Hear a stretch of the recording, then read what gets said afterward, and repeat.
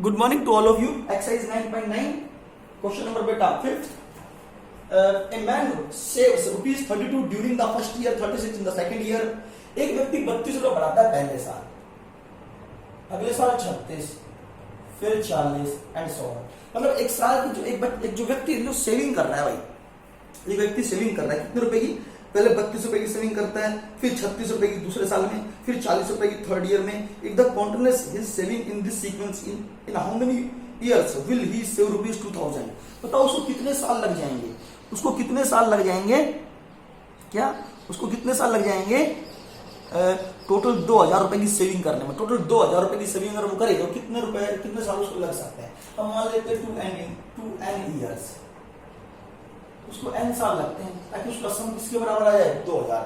मतलब वो पहले साल 32 रुपए की सेविंग करता है, दूसरे साल 36 रुपए की, फिर 40 रुपए की, ऐसे करता रहे। वो कितने साल तक सेविंग करेगी? टोटल सम जो है ना उसको एंड में जो अमाउंट मिले वो 2000 रुपए के बराबर मिले। यानी कि s गिवन है तो यहाँ पर a की वैल्यू कितनी है? 32 फर्स्ट वन। कॉमन डिफरेंस कितना आएगा? 4। s कितना है? 2000। s मतलब n नंबर का सम, और n हम फाइंड आउट करना चाहते हैं। तो s is equal to 2000। s निकालने का फॉर्मूला, अगर a की वैल्यू 32, कॉमन डिफरेंस 4 है, 36 में से 32 सब्ट्रैक्ट करेंगे 4 आएगा, 42 से 36 सब्ट्रैक्ट करेंगे फिर 4 आएगा। तो कॉमन डिफरेंस सेम आता है। कॉमन डिफरेंस सेम है तो ये एपी सीरीज है। ठीक है भाई, ये क्या है? एक एपी सीरीज है बेटा। अगर ये एक एपी सीरीज, तो एपी सीरीज के अंदर क्या होता है? ठीक है जी, एक एपी सीरीज है और एपी सीरीज के अंदर जो है कॉमन डिफरेंस सेम है। तो s equal to this, n दोनों का सम निकालने का formula n/2 2a plus n-1 into में common difference d, that is equal to 2000। Clear है? ये आ गया आपके पास n/2 2a plus n-1 into में d। अच्छा, n की वैल्यू निकालना चाहते हैं। n/2 a मतलब first term 32 plus n-1, common difference कितना है? 4, that is equal to 2000। n की वैल्यू यहां से निकाल लो, बस यही काम करना था। ये अपने आप करना, मैं नहीं समझा। नेक्स्ट क्वेश्चन पे आ रहा हूं, मैं चल रहा हूं भाई, मेरी तरफ से कंप्लीट है। n की एक क्वाड्रेटिक इक्वेशन बनेगी। जो n निकले, जो यहां से n निकलेगा ना, n की क्वाड्रेटिक इक्वेशन सॉल्व करने में आपको जो यहां से n निकलेगा, एक नेचुरल नंबर जो होगा वही आंसर है। नेचुरल नंबर ही आंसर आना चाहिए, नेचुरल नंबर की फॉर्म में। नेक्स्ट क्वेश्चन,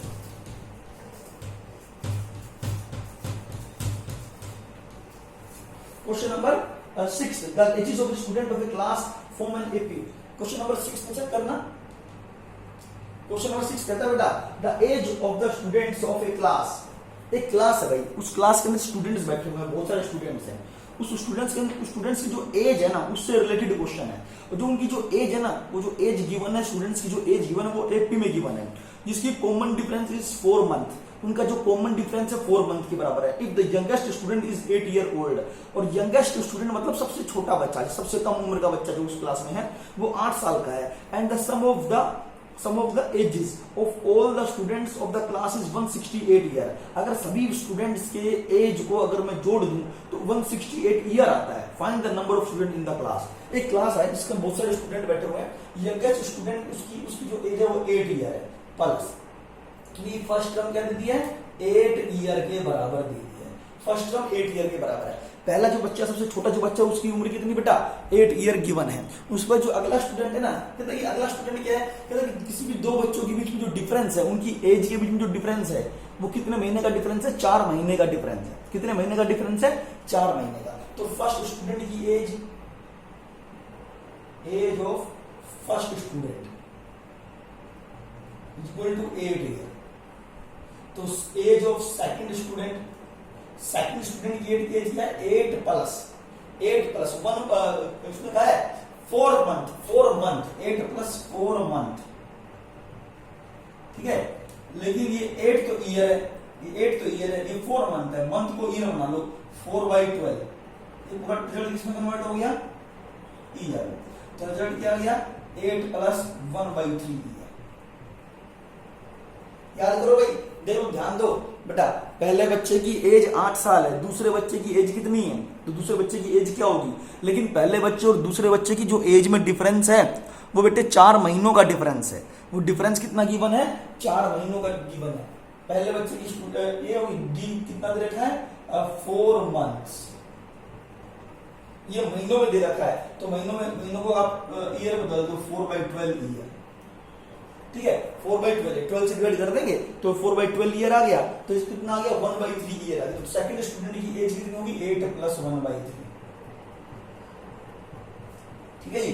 तो थर्ड स्टूडेंट की एज क्या होगी, थर्ड स्टूडेंट की age that is equal to 8 + 1/3 + 1/3, ये 1/3 फिर इसमें जोड़ दो that is equal to 1/3 year, तो 1/3 फिर जोड़ दिया, तो अगला क्या हो गया 8 + 2/3 ईयर, 8 + 2/3 प्लस, अरे बेटा जो कॉमन डिफरेंस है ना वो फर्स्ट स्टूडेंट में जोड़ दिया, फिर सेकंड स्टूडेंट में जोड़ दिया, फिर थर्ड में जोड़ दो, 8 के अंदर क्या जोड़ दिया, कॉमन डिफरेंस कितना है 1/3, 1/3 इसमें जोड़ दिया 8 + 1/3, फिर 1/3 इसमें जोड़ दो 8 + 1/3, फिर 1/3 जोड़ दो तो 8 + 2/3, फिर इसमें 1/3 जोड़ दो तो 8 +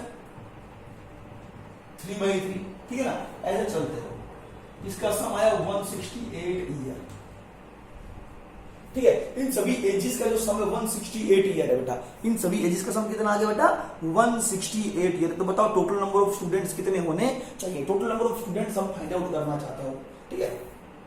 तो हम क्या करेंगे इसके अंदर, यहाँ पे ए कितना गिवन है, ए 8 ईयर के बराबर गिवन है, बी कितना है 1/3 गिवन है, एस कितना है 168 गिवन है, एन मतलब number of students, number of students that is equal to question mark, हमें ये फाइंड आउट करना है, ठीक है जी।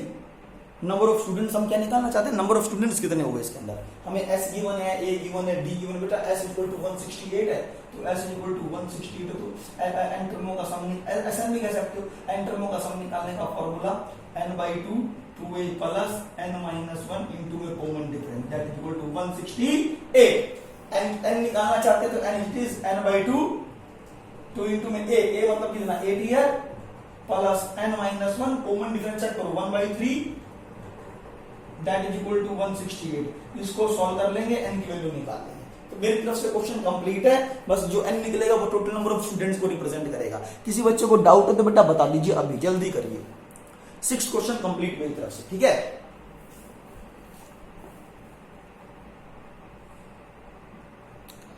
सिक्स क्वेश्चन के बाद 7th क्वेश्चन देख चेक करना, मैं खत्म मिटा रहा हूं इसको, 7th क्वेश्चन चेक करेंगे।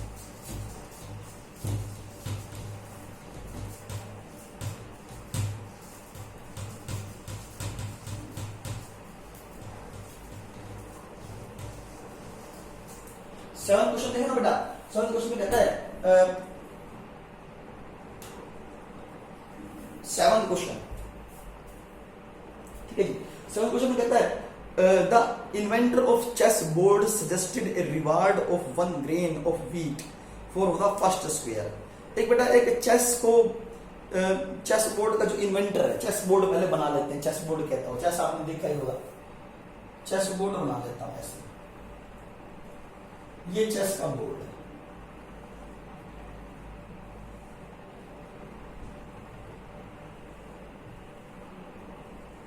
एक 2 3 4 5 6 7 8 ऐसे 8 ऐसे लाइन में ड्रॉ कर दी, 8 बॉक्सेस हॉरिजॉन्टल लाइन, हॉरिजॉन्टल एक स्ट्रिप बना दी, हॉरिजॉन्टल स्ट्रिप 1 2 3 4 5 6 1 2 3 4 5 6 7 8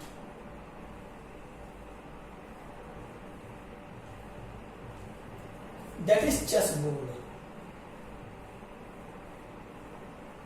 ये चेस बोर्ड है, ठीक है। ये क्या बेटा एक चेस बोर्ड है। जो इन्वेंटर है ना, जिसने चेस बोर्ड का इन्वेंट किया, वो लोग क्या कहते हैं, वो एक रिवार्ड देना चाहते हैं, इनाम देना चाहता है, एक of 1 grain of wheat for the first square. इसमें छोटे छोटे स्क्वायर बने हुए हैं, इन सभी स्क्वायर के अंदर उसे ग्रेन रखने हैं, ग्रेन मतलब गेहूं सबके दाने समझ लो आप, ठीक है ना। पहले स्क्वायर के अंदर 1 गेहूं का दाना रखना है, दूसरे स्क्वायर के अंदर 2 गेहूं के दाने रखने हैं, 2 grains for the second, 4 grains for the third and so on, doubling the number of the grain for the subsequent squares. How many grain would have to be given to the inventor? बताओ inventor को आपने कितने grain दिए, inventor को total कितने grain दिए, जबकि वहां पे 64 स्क्वायर है इन द चेस बोर्ड। ये बात ध्यान रखी जाए, चेस बोर्ड में कितने टोटल स्क्वायर है, 64 स्क्वायर बनेंगे, 8 हॉरिजॉन्टल लाइन है और 80 वर्टिकल लाइंस है। तो यहाँ मान लीजिए मैं ग्रेन रख रहा हूँ, तो पहले वाले बॉक्स में 1 ग्रेन, दूसरे वाले बॉक्स में 2 ग्रेन, तीसरे वाले बॉक्स में 2 का दुगुना 4 ग्रेन, उसके अगला 8 ग्रेन, 1 2 3 4 5 6 7 8, ठीक है। तो इस तरह से बढ़ाते जाओ तो बताओ टोटल जो ग्रेन होंगे गेहूं के जो दाने हैं, उस इन्वेंटर को कितने गेहूं के दाने मिलने चाहिए। 64 बॉक्सेस सभी को भरना है इस तरह से। पहले में कितने ग्रेन है, 1, जोड़ दो इन सबको, दूसरे में 2, तीसरे में इसका दुगुना कर देंगे 4, फिर 8, फिर 16, फिर 32, ऐसे ग्रेन रखते जा रहे हैं। ये पहले स्क्वायर में, दूसरे स्क्वायर में, तीसरे में, चौथे में, पांचवें में, छठे में, इस तरह से 264 स्क्वायर है, 264 टर्म्स लिखेंगे यहाँ पे, ठीक है। 64 टर्म का सम निकालना चाहते हैं। अगर इसमें चेक करें ए की वैल्यू, यानी कि मतलब फर्स्ट टर्म किसके बराबर है, ए की वैल्यू चेक करें इसमें बेटा, ए की वैल्यू 1 के बराबर है। आर निकाले कॉमन रेशो, 2 को डिवाइड कर दो 1 से, 4 को 2 से, 8 को 4 से, 16 को 8 से, हमेशा 2 ही आएगा। तो आर की वैल्यू कितनी आ गई, 2। और इसकी 64 टर्मों का सम निकालने का सम मुझे पता है। 64 टर्मों का सम कैसे निकालते हैं, आर क्या है, ग्रेटर देन 1 आया है, आर की वैल्यू भी दैट इज ग्रेटर देन 1 है। तो सिर्फ फार्मूला ए इंटू में आर की पावर n माइनस 1 अपन में आर माइनस 1 होता है। ए मतलब 1 आ गया, आर की वैल्यू कितनी है 2, 2 की पावर n मतलब 64, तो टोटल 64 टर्म्स है। 64 माइनस 1 अपन में आर की वैल्यू 2 माइनस 1 सॉल्व कर लो, ये टोटल नंबर ऑफ टर्म्स आए। 2 की पावर 64 को सॉल्व करने की जरूरत नहीं है, इसको सॉल्व बिल्कुल भी मत करना, ठीक है। 2 की पावर 64 को सॉल्व करने की जरूरत नहीं है, इसको सॉल्व नहीं करना है, ये बात ध्यान रखना, ठीक है। चलो मैं अगला क्वेश्चन समझा रहा हूं बेटा, 7th क्वेश्चन मेरी तरफ से कंप्लीट है, ठीक है जी। एक क्वेश्चन और समझाता हूं ताकि ये टॉपिक कंप्लीट हो जाए। किसी को डाउट हो तो बीच में बोल देना भाई, ठीक है। 2 की पावर 64 को सॉल्व करने की जरूरत नहीं है।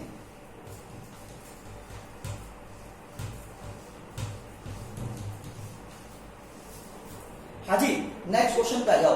क्वेश्चन नंबर, लास्ट क्वेश्चन है इसका। A person has 2 parents, 4 grandparents, 8 great grandparents and so on. Find the number of his ancestors during the 10 generation preceding his own. मतलब एक व्यक्ति, उसके 2 मम्मी पापा, 4 उसके दादा दादी, 8 जो है परदादा दादी and so on. Find the number of his ancestors, उसके जो ना एंसेस्टर्स की संख्या बतानी है, जो उसके पूर्वज हैं उनकी टोटल संख्या कितनी हुई during 10 generations preceding his own. जैसे कि एक क्वेश्चन नंबर 8 थी, एक व्यक्ति के 2 parents, 4 grand parents, 8 great grand parents, 16 उससे ऊपर, ऐसे चलते रहो। 2 10 जनरेशन, 2 10 टर्म्स था, इसका मतलब ये बताओ इसका सम क्या है। बस छोटी छोटी सी बात है, ये तो हर बच्चा कर लेगा मेरे ख्याल से। देखो 2 तो उसके पेरेंट्स, भी कह रहा है 2 पेरेंट्स हैं, 4 ग्रैंड पेरेंट्स है, 8 ग्रेट ग्रैंड पेरेंट्स है, सो ऑन, ऐसे चलते रहना है आपको, ठीक है ना। कब तक, find the number of his ancestors, उनकी जो ना जो पूर्वजों की संख्या कितनी हुई ड्यूरिंग द 10 जनरेशन, 10 जनरेशन तक चलना है, यानी कि 10 टर्मों तक चलना है, प्रीसीडिंग हिज नाउन, 10 टर्मों तक चलना, that is going to 10 terms. तो यहाँ पे चेक करें, ए की वैल्यू 2 के बराबर है, आर निकालो, 4 को 2 से डिवाइड कर दो, 8 को 4 से डिवाइड कर दो, 16 को 8 से, अब इसका 2 आएगा। तो एक जीपी सीरीज बननी है, तो भाई जीपी सीरीज में, तो जीपी सीरीज की 2 की वैल्यू जो ग्रेटर देन है, तो जीपी सीरीज की 10 टर्मों का सम निकालने का फॉर्मूला a इंटू में आर की पावर n माइनस 1 अपॉन में r माइनस 1। a की वैल्यू 2 है, r की वैल्यू 2 की पावर n इंटू 10 यहाँ पे माइनस 1 अपॉन में 2 माइनस 1, 2 इंटू में 2 की पावर 10 माइनस 1। 2 की पावर 10 को सोल्व किया जा सकता है, इसको 2 की पावर 10 कितना होता है अपने आप सोल्व करके चेक कर लो। किसी बच्चे को डाउट है तो बोलिए भाई अभी, ठीक है। तो मेरी तरफ से ये चैप्टर हो गया है खत्म। अब मैं आज से दूसरा चैप्टर शुरू करने वाला हूं। हाँ भाई, तुम्हें समझ में आ रहा है या नहीं आ रहा?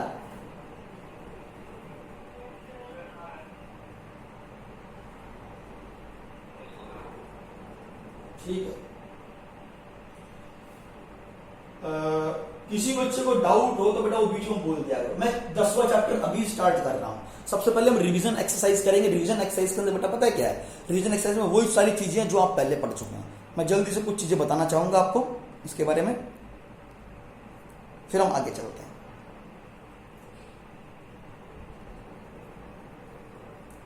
देखिए चैप्टर नंबर 10 स्ट्रेट लाइन।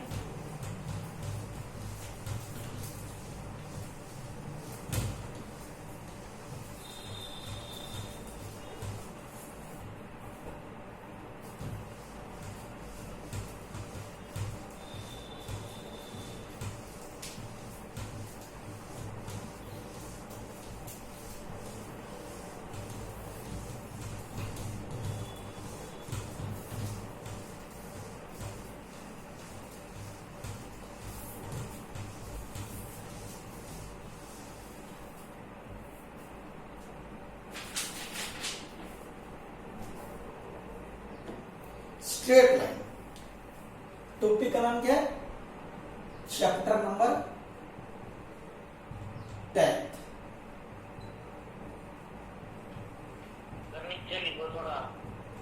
हाँ, एक मिनट।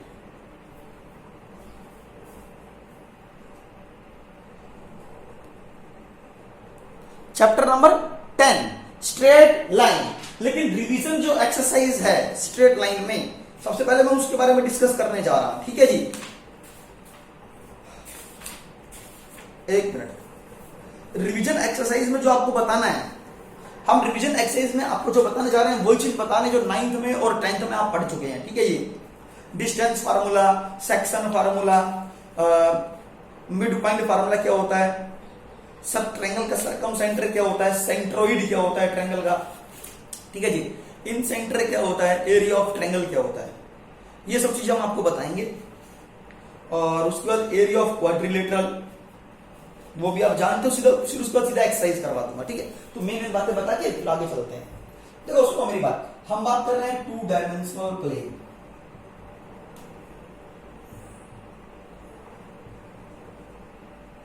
टू डायमेंशनल प्लेन को आप कोऑर्डिनेट प्लेन के नाम से भी जानते हैं। इसको रेक्टेंगुलर प्लेन भी बोलते हैं।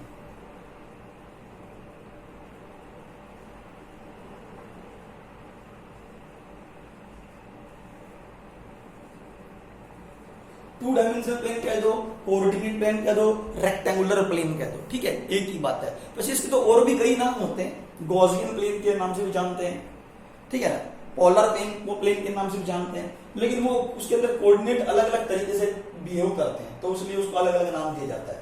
लेकिन अब क्या करते हैं, 2 डायमेंशन, डायमेंशन का मतलब होता है लेंथ और ब्रेड्थ,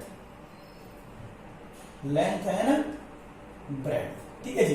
तो यहाँ पे 2 लेंथ और ब्रेड्थ होती है, एक एक्स एक्सिस होती है, एक वाई एक्सिस होती है, ये ओरिजिन है, इसको एक्स एक्सिस बोलते हैं, इसको वाई एक्सिस बोलते हैं, ये ओरिजिन होता है, ठीक है। जो पूरा बोर्ड नजर आ रहा है जहां पर एक्स एक्सिस और वाई एक्सिस आपने ड्रॉ कर रखी है, इस पूरे बोर्ड को 2 डायमेंशनल प्लेन के नाम से जानते हैं। ये पूरा जो सरफेस नजर आ रहा है दैट इज 2 डायमेंशनल प्लेन, इसको एक कोऑर्डिनेट प्लेन बोलते हैं, इसको एक रेक्टेंगुलर प्लेन के नाम से जानते हैं, ठीक है। ये एक्स एक्सिस है, इस एक्स एक्सिस इसको बोलते हैं एक्स एक्सिस, एक्स एक्सिस, इसको रियल एक्सिस के नाम से भी जानते हैं, रियल एक्सिस। ये वाई एक्सिस होती है, इसको इमेजिनरी एक्सिस के नाम से जानते हैं, इमेजिनरी एक्सिस, ठीक है। ये बात ध्यान रखना, ये एक्स एक्सिस है, ये वाई एक्सिस है, ये रियल एक्सिस है, ये इमेजिनरी एक्सिस के नाम से जानते हैं। ये ओरिजिन, इसको ओरिजिन बोलते हैं, आप इसके कोऑर्डिनेट जानते हो 0, दैट इज कॉल्ड ओरिजिन, ठीक है जी। अच्छा, इतना काम करने का, अच्छा ये एक्स एक्सिस और वाई एक्सिस एक दूसरे को 90 डिग्री एंगल पे काटती है, हर जगह 90 डिग्री एंगल होता है, ये भी 90 डिग्री, ये भी 90 डिग्री, ये भी 90 डिग्री और ये भी 90 डिग्री होता है, ठीक है।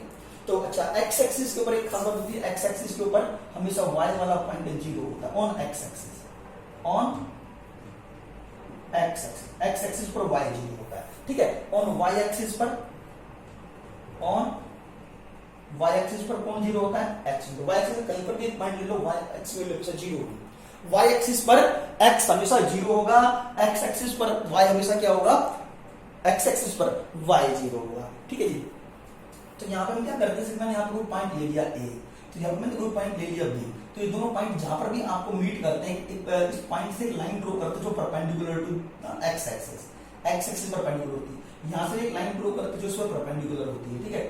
तो यहाँ पर जो भी 2 लाइन जहां पर भी मीट करती है उस पॉइंट को हम कोऑर्डिनेट पॉइंट बोलेंगे, ए एक्स की वैल्यू पहले लिखते हैं, फिर वाई की वैल्यू लिखते हैं, that is called a coordinate point. इस तरह से यहाँ पे infinite number of coordinate points पड़े हुए हैं, ठीक है। There are so many coordinate points on this 2 dimensional plane. ये क्या है, कोऑर्डिनेट पॉइंट कहलाता है, दैट इज कॉल्ड कोऑर्डिनेट।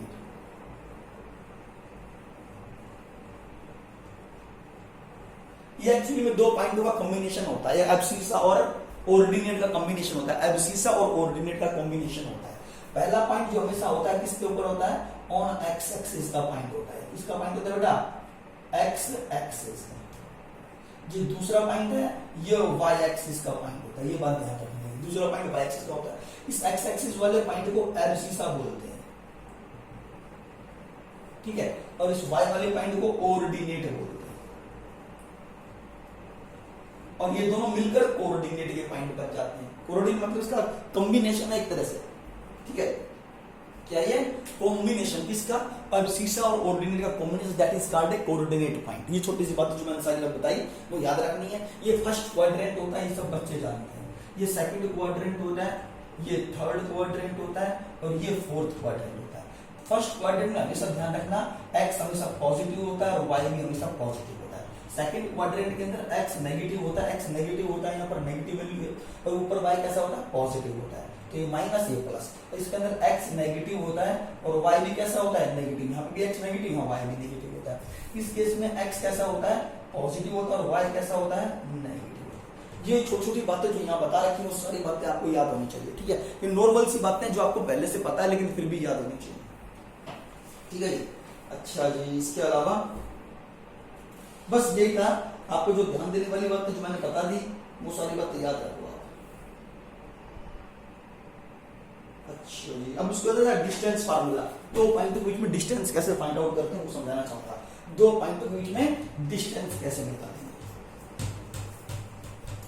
ठीक है। मैं यहाँ सारी थ्योरी नहीं समझाने वाला हूँ, ये फार्मूला कैसे बना बताई जा सकती है लेकिन थोड़ी मुश्किल, कुछ थ्योरी जैसे कि थोड़ी मुश्किल है। देखो अब distance between the two points,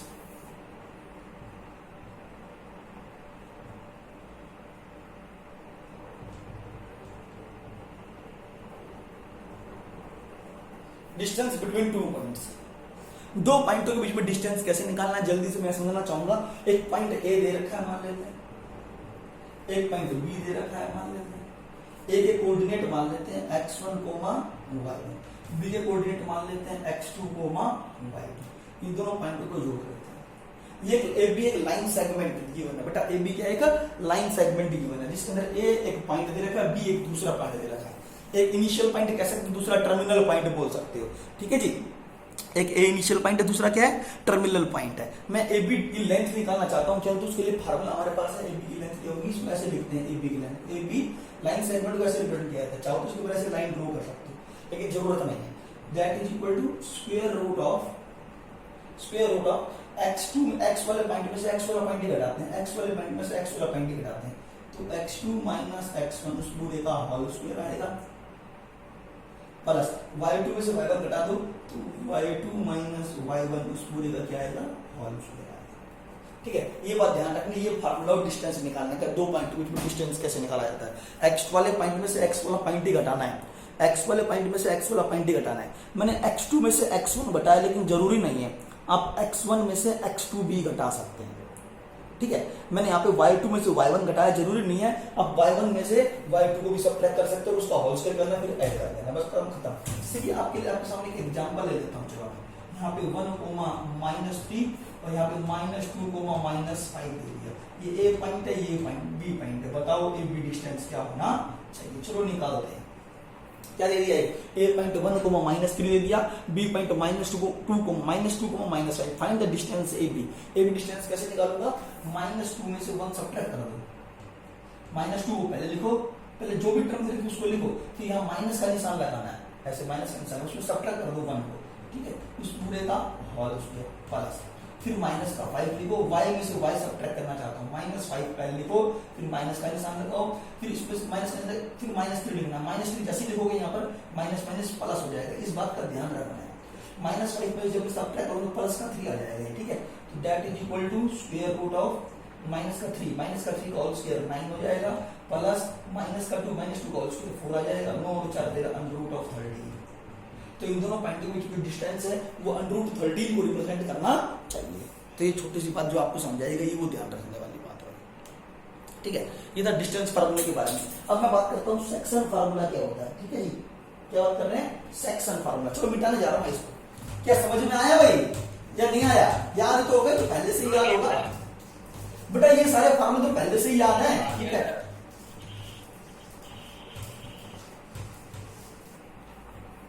मैं चाहूँ तो इनकी प्रूफ भी दे सकता हूं लेकिन बेटा प्रूफ नहीं दे रहा, तो फिर टाइम ज्यादा खराब होता है, प्रूफ नहीं दूंगा, ठीक है। जब 10.1 एक्स आ जाएगी तब देखेंगे, किसी का प्रूफ देंगे तो दे देंगे, ठीक है बेटा। ये प्रूफ देना ज्यादा मुश्किल नहीं है लेकिन अभी टाइम नहीं है कि मैं इसका प्रूफ देना चाहूँ। जैसे कि मान लीजिए क्वेश्चन और पूछ लिया आपसे, डिस्टेंस फार्मूला से रिलेटेड है। एक पॉइंट दे दिया x, y। अब बताओ ये ओरिजिन है, ओरिजिन से इस पॉइंट की दूरी बताओ भाई, ओरिजिन से इस पॉइंट की दूरी बताओ, इसको P पॉइंट कह दिया। एक P पॉइंट दे रखा x, y, ठीक है। इस पॉइंट की ओरिजिन से दूरी बतानी, जिसे हम OP से रिप्रेजेंट करते हैं। OP is equal to square root of x में से 0 सब्ट्रैक्ट कर दें, x माइनस 0 का होल स्क्वायर प्लस y में से 0 सब्ट्रैक्ट कर दें, y माइनस 0 का whole square, that is equal to square root of x का स्क्वायर प्लस y का स्क्वायर। ओरिजिन से इस P पॉइंट की दूरी क्या आई, under root of x square plus y का स्क्वायर आ गया, ठीक है जी। ये ओरिजिन से पॉइंट की दूरी। अब मैं मेन बात पे आ रहा हूं, सेक्शन फार्मूला पे आ रहा हूं, मेरी तरफ से कंप्लीट है डिस्टेंस फार्मूला, ठीक है।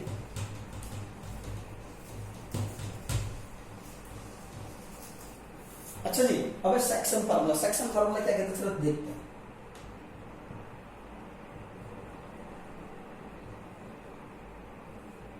सेक्शन फार्मूला, सेक्शन फार्मूला ये कहता है कि अगर आपको दो पॉइंट दे दी जाए ए और बी, ठीक है, दो पॉइंट दे दी जाए ए और बी। चलो यहां देखता हूं,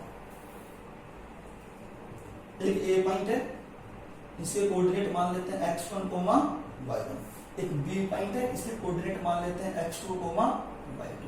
एक पॉइंट सी ले लिया, इसके कोऑर्डिनेट मान लिए मैंने x, y। ये सी पॉइंट निकालना है। ये x1, y1 गिवन पॉइंट है, x2, y2 भी गिवन पॉइंट है, x1, y1 गिवन पॉइंट है, x2, y2 गिवन पॉइंट है। लेकिन जो सी पॉइंट मुझे निकालना है वो गिवन नहीं है, उसको मैंने क्या नाम दे दिया, x, y। x और y एक जनरल पॉइंट है, यानी कि एक वेरिएबल पॉइंट है जिसे हम फाइंड आउट करना चाहते हैं। मुझे x और y की वैल्यू पता नहीं है बेटा, लेकिन मुझे ये पता है कि x1 और y1 कितना है, मुझे ये पता है, ठीक है। और x2 और y2 मुझे पता है, ये भी गिवन है एक तरह से। तो मुझे x और y की वैल्यू निकालनी है जो एक सी पॉइंट को रिप्रेजेंट कर रहे हैं, ठीक है। तो ये यहाँ पे ये गिवन होगा कि जो सी पॉइंट है वो ए बी को इंटरनली डिवाइड करता है किसी एक रेशियो में। मैं मान लेता हूं m1 रेशियो m2। तो यहाँ पे ये लिख सकता हूं C divides A B in the ratio m1 ratio m2 internally, ठीक है। सी डिवाइड करता है ए बी को into the ratio m1 ratio m2, m1 ratio m2 में डिवाइड करता है। सी ए बी को डिवाइड करता है m1 रेशियो m2 में, लेकिन कैसे, इंटरनली डिवाइड करता है। वर्ड लिख रखा है यहाँ पे इंटरनली, इसका इंपोर्टेंस है देखो, ठीक है। तो यहाँ पे इंटरनली का मतलब ये होता है कि सी डिवाइड करता है ए बी को, ये ए बी लेंथ ही होगी, और सी डिवाइड करता है ए बी को, इसमें इंटरनली, इंटरनली का मतलब ये होता है कि जो सी पॉइंट है ना वो ए और बी लाइन सेगमेंट के बीच में कहीं पर भी है, ठीक है ना। सी जो पॉइंट है ना वो ए बी लाइन सेगमेंट के बीच में कहीं पर भी आ सकता है। अगर एक्सटर्नली वर्ड लिख देता तो इसका मतलब ये होता है कि जो सी पॉइंट है, तो सुनो मेरी बात, मैं इसी के अंदर एक बात कर देता हूं। अगर सी पॉइंट ए और बी के बीच में है ना, तो सी ए बी को इंटरनली डिवाइड कर रहा है। लेकिन मैं तुमसे ये कहूं कि बी जो पॉइंट है, बी पॉइंट, ध्यान दो, बी पॉइंट, मान लो ए बी पता है, सी बी पता है, बी भी पता है, तो इसका मतलब पता क्या है, इसका मतलब हम इसको, इस बात को ऐसे भी लिख सकते हैं कि जो बी पॉइंट है, बी पॉइंट जो है ना, बी पॉइंट है वो एसी को इंटरनली डिवाइड नहीं करता। बी पॉइंट क्या है, एसी के बाहर है ना, एसी जो लाइन सेगमेंट है, आपको नजर आ रहा होगा एसी लाइन सेगमेंट, इस एसी लाइन सेगमेंट के बाहर पड़ा हुआ है बी। तो इसको, इस बात को हम ऐसे बोलेंगे कि बी जो है डिवाइड करता है एसी को किसी एक रेशियो में, बी डिवाइड करता है एसी को भी किसी रेशियो में, जबकि बी बाहर पड़ा हुआ है। तो इसको बोल सकते हैं कि बी डिवाइड करता है एसी को एक्सटर्नली डिवाइड करता है, इसको बोलेंगे एक्सटर्नली डिवाइड करता है, ठीक है। हम इसका रेशियो मान लेते हैं, फिलहाल मैं क्या मान लेता हूं, इंटरनली, m1 रेशियो m2। अच्छा, इस रेशियो का मतलब क्या है कि सी डिवाइड करता है, जो सी जो है ना ए बी को डिवाइड करता है m1 रेशियो m2। इसका मतलब क्या है, इसका मतलब है कि ए से लेके सी तक की दूरी निकालो, बी से लेके सी तक की दूरी निकालो, वो बराबर होनी चाहिए m1 अपॉन में m2, जो बराबर है m1 रेशियो m2। इसका मतलब ये हुआ, ए से लेके सी तक की दूरी निकालो, बी से लेके सी तक की दूरी निकालो, ए सी अपॉन में बी सी बनेगा, जो बराबर होगा m1 अपॉन में m2। इसको रिप्रेजेंट कर सकते हैं m1 रेशियो m2 की फॉर्म के अंदर रिप्रेजेंट कर सकते हैं, ठीक है जी। ये छोटी सी बात आपको ध्यान रखनी है, ठीक है। अच्छा, तो इसके अंदर से मैं x की पॉइंट कैसे निकालने जा रहा हूं, जरा देखना, x इज इक्वल टू, अब मैं इस x की वैल्यू कैसे निकालूंगा वो इंपॉर्टेंट है। आपने क्या करना है, इस m1 को, इस m1 जो रेशियो दे रखा है इसको इस तरफ मल्टीप्लाई करना है, m2 को इधर मल्टीप्लाई करना है, ये बात ध्यान रखना है। m1 को कहां ले जाना है, जो पहले m1 लिख रखा है ना, m1 को राइट हैंड साइड में मल्टीप्लाई करना है, राइट हैंड साइड में जो कोऑर्डिनेट है, और m2 को जो लेफ्ट हैंड साइड में कोऑर्डिनेट है उससे मल्टीप्लाई करना है। चलो देखते हैं भाई, m1 को मल्टीप्लाई, हाँ, m1 इंटू में x2। एक बात ध्यान रखना, अगर मैं x के कोऑर्डिनेट निकाल रहा हूं, इस x की वैल्यू को निकाल रहा हूं, अगर मैं इस x की वैल्यू को निकाल रहा हूं तो m1 को x से ही मल्टीप्लाई करूंगा, m1 को x से ही x वाले कोऑर्डिनेट से ही मल्टीप्लाई करूंगा, और m2 को x वाले कोऑर्डिनेट से ही मल्टीप्लाई करूंगा। m1 को x2 से मल्टीप्लाई किया, m2 को x1 से मल्टीप्लाई किया, और एंड में दोनों रेशियो का सम कर दो, m1 प्लस m2, ये x आ गया। तो ध्यान दो बेटा x कैसे निकाला है, m1 को x2 से मल्टीप्लाई कर दो, m1 को x2 से, m2 को x1 से मल्टीप्लाई कर दो, इन दोनों का रेशियो। लेकिन ये ट्रिक तभी है जब यहां पर इंटरनली वर्ड लिखा जाए, अगर इंटरनली वर्ड नहीं होता तो हम ये टेक्निक फॉलो नहीं करेंगे। इंटरनली वर्ड है तो ही करते हैं, अदरवाइज एक्सटर्नली दो ही वर्ड आ सकते हैं, इंटरनली या फिर एक्सटर्नली। अगर इंटरनली आता तो ये मेथड है, अगर एक्सटर्नली आता तो कोई दूसरा मेथड होगा, वो बाद में डिस्कस करेंगे, ठीक है। तो इंटरनली है तो ऐसे करना है। इंटरनली का मतलब ये होता है कि सी पॉइंट ए बी के बीच में है, ठीक है। और एक्स के बाद वाई की वैल्यू कैसे निकालूंगा, वाई इक्वल टू, जब मैं वाई की वैल्यू फाइंड आउट करना चाहूंगा, वाई की वैल्यू, तो m1 को ध्यान रखना इस रेशियो को इधर मल्टीप्लाई करना है, कई बच्चे इधर कर देते हैं, गलत हो जाएगा। m1 को इधर से मल्टीप्लाई करना है, m2 को इधर मल्टीप्लाई करना है। जब मैं y की निकाल m1 को y कोऑर्डिनेट से, m1 को y कोऑर्डिनेट से, m1 इंटू में y2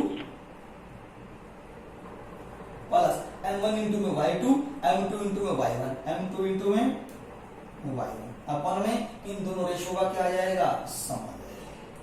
बस ये छोटी सी बात ध्यान रखनी, ये इंटरनली डिवीजन होता है, इसे बोलते हैं इंटरनली डिवीजन। यहाँ से x की वैल्यू और y की वैल्यू मुझे मिल जाएगी अगर रेशियो गिवन हो तो, ठीक है।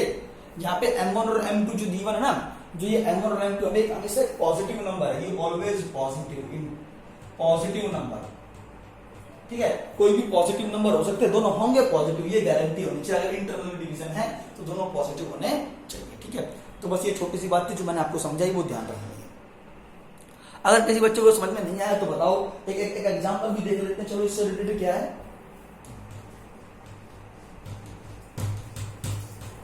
जैसे कि मान लीजिए अब आपको दे दिया इंटरनल डिवीजन से रिलेटेड क्वेश्चन दे दिया, मान लीजिए एक ए पॉइंट दे रखा है, फिर एक बी पॉइंट दे रखा है। ए के कोऑर्डिनेट 1,2 मान लो, बी के कोऑर्डिनेट -3,4 मान लो, एक सी कोऑर्डिनेट निकालना चाहते हैं जिसको x और y की फॉर्म में रिप्रेजेंट कर रहा हूं। इसके रेशियो मान लेते हैं 1:2, ठीक है। 1:2 का मतलब आपको पता होना चाहिए 1:2 का मतलब क्या होता है। 1:2 का मतलब होता है a की c से डिस्टेंस निकालो, इसका मतलब है a की c से डिस्टेंस निकालो और c की b से डिस्टेंस निकालो, cb that is equal to, तो ac कुछ भी लेंथ होगी, ac में मान लेता हूं ac की लेंथ 2y, ऐसे मान ले ac की लेंथ 2y, cb की लेंथ मैं मान लेता हूं 4 है, तो 2 के 4 से काटेंगे क्या आ गया 1/2, तो इसको लिख दिया 1:2। मतलब ऐसे निकाला गया है रेशियो का मतलब ये है यहाँ पर, ठीक है ना। कंफ्यूजन मत होना, कंफ्यूज होने की जरूरत है नहीं। a की c से डिस्टेंस निकालो, c की b से डिस्टेंस निकालो, ac डिस्टेंस मान लेता हूँ 2 है, cb की मान लेता हूँ 4 है, रेशियो चेक करते तो 1:2 आता है कैंसिल आउट करने का, ठीक है। तो रेशियो का मतलब सिर्फ इतना होगा। अच्छा, ये इंटरनल डिवीजन है, यहाँ पे क्या है इंटरनल डिवीजन। तो x की वैल्यू कैसे निकालेंगे, टेक्निक क्या बताइए, इस 1 को इधर मल्टीप्लाई करना है, 2 को इधर मल्टीप्लाई करना है, ये बात ध्यान रखना। जब मैं x की वैल्यू निकाल रहा हूं तो 1 को x वाले कोऑर्डिनेट से, 1 को x वाले कोऑर्डिनेट से 1 को गुणा कर दो किससे, -3 से, 1 को -3 से, बीच में प्लस का निशान लगाएंगे, 2 को 1 से, 2 इंटू में 1, और ये जो रेशियो दे रखा है इन दोनों रेशियो का समान आना चाहिए, ये बात ध्यान रखना, दैट इज द x। तो इसे सॉल्व कर लेंगे तो x की वैल्यू निकाल सकते हैं, तो इस तरह से हम x की वैल्यू निकालेंगे। अच्छा, y की वैल्यू कैसे निकालेंगे, y की वैल्यू चेक करना, 1 को 4 से मल्टीप्लाई कर दो, 1 इंटू में 4, 1 को 4 से मल्टीप्लाई कर दो, 2 को 2 से मल्टीप्लाई, मतलब y वाला पॉइंट निकालो तो 1 को y वाले पॉइंट से मल्टीप्लाई, y वाला पॉइंट अगर निकाल रहा हूं तो 1 को y वाले कोऑर्डिनेट से मल्टीप्लाई, 2 को फिर y वाले कोऑर्डिनेट से, 1 को y वाले से यानी 1 इंटू 4, बीच में प्लस का निशान आएगा, 2 को y वाले नहीं 2 को 2 से मल्टीप्लाई कर दो, और दोनों रेशियो का क्या आएगा, सम आ जाएगा। ये x की वैल्यू निकल गई, ये y की, that is the section formula. इसे इंटरनली डिवीजन के नाम से जानते हैं, ठीक है। क्या ये इंटरनली डिवीजन समझ में आ रहा है भाई तुम लोगों को या नहीं आ रहा है?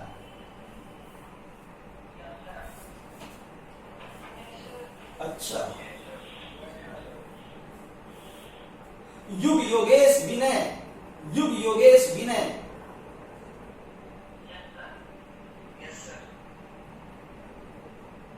युग योगेश विनय, विनय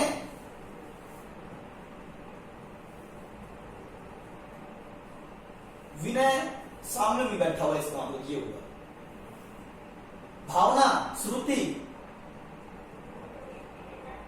भावना श्रुति, शिव, तनीषा, शिव, शिव, घबराओ मत, मैं इनके नाम नोट करता हूं। एक तो शिव, एक विनय, इन्हें पता ही नहीं क्या चल रहा है, शिव और विनय। विनय, अच्छा विनय प्रेजेंट है, चल ठीक है मान लिया। शिव का है, शिव, शिव,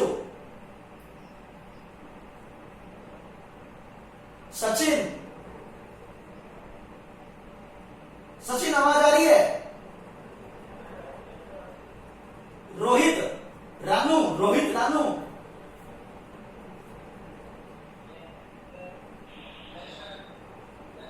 अमित, ठीक है, मुस्कान, अमन, अमन, अंकित, अनुराग, अंकित, अनुराग। अरे एक मिनट रुकना सब बच्चे, दीपांशु है, दीपांशु,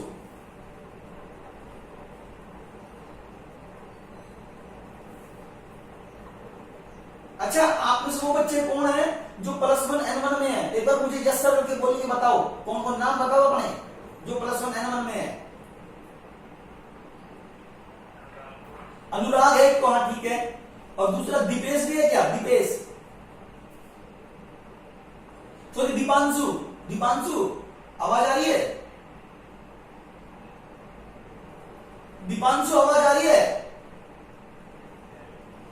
आप N1 में हो ना? एक बच्चा और भी है भाई, एक बच्चा और भी है क्या? अमित है इसमें? अमित,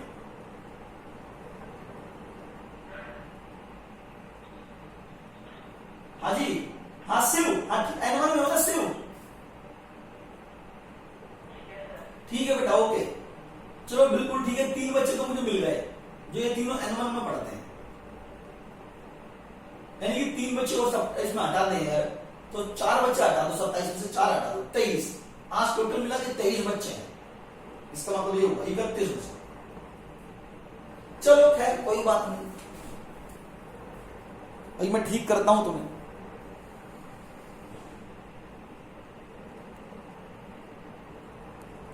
अब एक्सटर्नल डिवीजन थोड़ा सा बताऊंगा बेटा जल्दी से, ठीक है ना? फिर उसके बाद ये सेक्शनल फार्मूला कंप्लीट होगा तभी, जब तक एक्सटर्नल, एक बार एक्सटर्नली और दे दो क्या है, सुनना बेटा, इंटरनली हटा दो, अब लिख दो क्या? एक्सटर्नली। एक्सटर्नली का मतलब क्या है? सी डिवाइड करता है AB को in the ratio M1 ratio M2 but externally. तो इसका मतलब क्या हुआ देखना चाहता है, जरा ध्यान देना भाई। एक A पॉइंट दे दिया x1, y1, एक B पॉइंट दे दिया x2, y2, ठीक है? मैं मान लेता हूं M1 रेशो M2 के अंदर डिवाइड किया, C डिवाइड करता है AB को, तो पता क्या होगा? C डिवाइड करता है AB को M1 रेशो M2 के अंदर बट एक्सटर्नली। तो बेटा एक्सटर्नली का मतलब यही है कि C पॉइंट जो ना AB लाइन सेगमेंट पर नहीं है। इसका मतलब क्या है कि अगर C डिवाइड करता है AB को किसी के रेशो में, जो भी रेशो आपको दे रखा है यहां आपके सामने लिख रखा है M1 रेशो M2, लेकिन एक्सटर्नली डिवाइड करता है, तो एक्सटर्नली डिवीजन का मतलब ये होता है कि C जो पॉइंट है वो AB लाइन सेगमेंट पर नहीं है, वो AB लाइन सेगमेंट के बाहर कहीं पड़ा हुआ है, ठीक है? तो मैं मान लेता हूं जैसे कि मैं इसको आगे प्रोड्यूस कर देता हूं, यहां पर हो सकता है ऐसे, या फिर इसको यहां प्रोड्यूस कर सकते थे ऐसे, या फिर यहां पर हो सकता है ऐसे। तो ठीक है, मैंने यहां मान लिया फिलहाल C यहां पर पड़ा हुआ है, तो AB को आगे प्रोड्यूस करना पड़ेगा, AB लाइन सेगमेंट को आपको, AB लाइन सेगमेंट को आपको प्रोड्यूस करना पड़ेगा। अगर मैं AB लाइन सेगमेंट की बात करूं तो AB लाइन सेगमेंट कितना है? AB लाइन सेगमेंट कितना है? A से लेकर B तक ही है बस, ठीक है? अब मुझे C के कोऑर्डिनेट निकालने हैं, मान लो x, y। C के कोऑर्डिनेट को क्या नाम दे दो? x, y। लेकिन जब भी एक्सटर्नली सोचे ना, तो आप इसको पता क्या करना, इस C को आप यहां मान लेना, 1 मिनट के लिए है हालांकि बाहर, लेकिन याद करने की ट्रिक बता रहा हूं। और रेशो क्या दे रखा है? M1 ratio M2। अगर एक्सटर्नली कह दिया, वैसे C पॉइंट बाहर होता है, ठीक है, लेकिन मैंने जानबूझ के अंदर ले दिया ताकि मैं आपको इसका फार्मूला याद करवा सकूं, सिर्फ रीजन ये है। अगर एक्सटर्नली वर्ड कहीं नजर आया तो सी को ए और बी के लाइन सेगमेंट के बीच में रखना है, ए बी लाइन सेगमेंट के बीच में रखना है और एक्स और वाई की वैल्यू निकाल लो। तो एक्स की वैल्यू कैसे निकालूंगा, क्या करना है, टेक्निक यही, m1 को इधर मल्टीप्लाई कर दो, m2 को इधर मल्टीप्लाई कर दो। अगर एक्सटर्नली वर्ड दिया जाए तो m1 को x2 से, m1 इंटू में x2, m2 को x1 से, m2 इंटू में x1, बीच में माइनस आएगा, बस ये छोटी सी बात है। m1 में से m2 घटा दो, पहले पॉइंट में से दूसरा पॉइंट, पहले जो रेशियो के रखा है ना उसके कोऑर्डिनेट उस पॉइंट में से दूसरे वाले पॉइंट को सब्ट्रैक्ट करना है। ये x आ गया, y कैसे निकालूंगा, m1 को y2 से, m1 को y2 से, m2 को y1 से, m2 को y1 से, बीच में माइनस का निशान आएगा और m1 माइनस m2 आ जाएगा, m1 माइनस m2। ये एक्सटर्नली डिवीजन होता है। इसके बारे में थोड़ा डिटेल से मैं कल और बताऊंगा, ठीक है ना। आज के लिए इतना ही बहुत है बेटा, मैं मीटिंग खत्म कर रहा हूं, अटेंडेंस लूंगा तभी जाना आप।